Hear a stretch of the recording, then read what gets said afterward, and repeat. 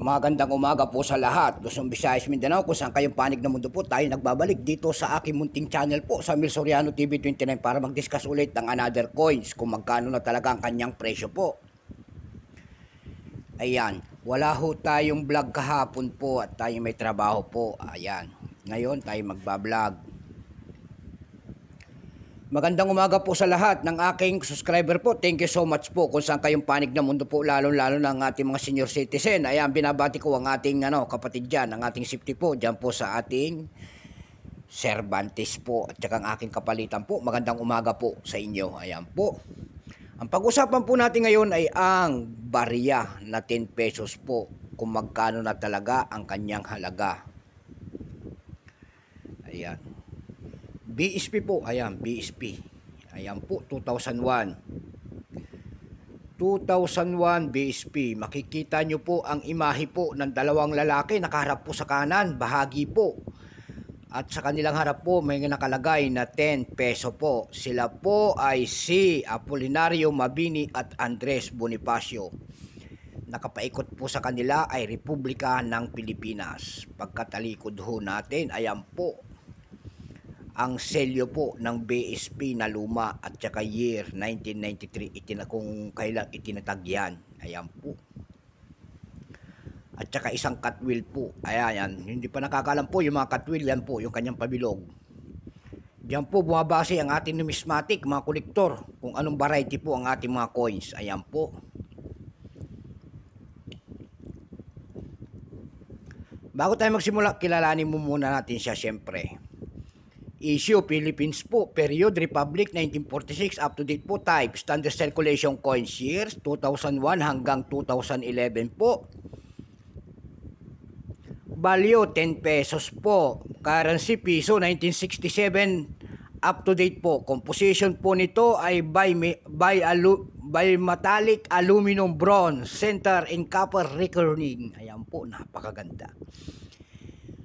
May bigat po itong 8.7 grams. May haba po itong 26.5 mm. May kapal po itong 2.14 mm. Ang hugis po nito, syempre, pabilog po. Ayan.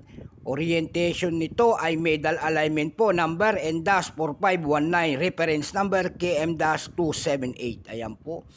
Kung tawagin po ay kanyang nasa likod po ay Central Bank. Cell of the Central Bank of the Philippines po. Ayan.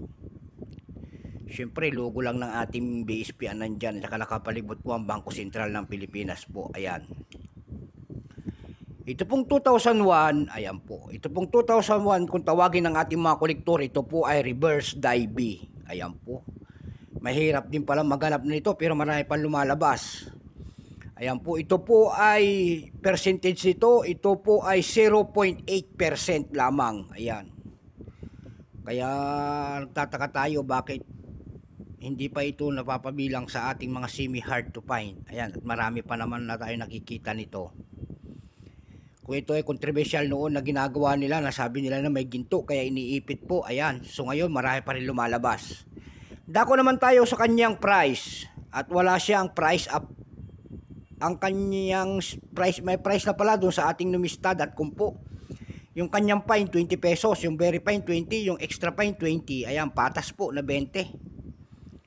Doon sa online selling po natin, platform natin, kung magkano na talaga ang kanyang presyo. Doon sa ating ebay.com po, may nagbebenta na nito ng 522.5 pesos.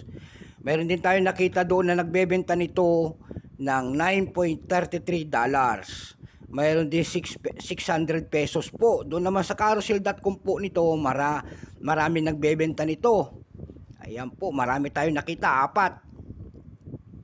Mayroon tayong nakita doon na 300 pesos per piece, 200 pesos per piece, 250 per piece.